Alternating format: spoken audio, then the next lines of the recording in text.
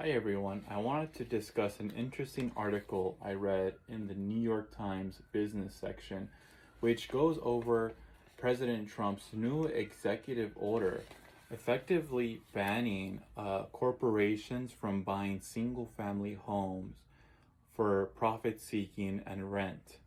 Um, this is an attempt that he says is to curtail some of the high costs of housing and to add accessibility to would-be home buyers in the market.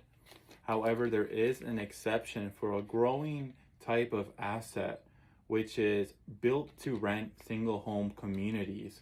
There are several companies who specialize in building communities around the country for the sole purpose of renting those homes.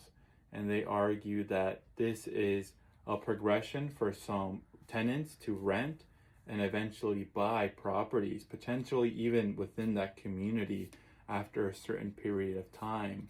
But this is an interesting executive order that President Trump had passed that really affected some private equity corporations like Blackstone, Invitation Homes, and American Homes for Rent, who had business in acquiring single family homes and renting them and effectively driving up the prices of homes in certain areas and limiting the amount of housing supply that are available for families to acquire single family homes.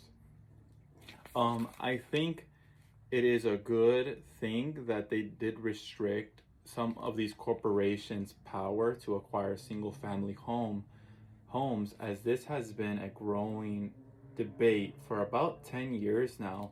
Since the Great Recession, we saw a rise in corporations buying homes to rent to tenants, which effectively has been a contributing factor to some of the rise in housing recently. What are your thoughts on this executive order, and what do you think its implications are to the market?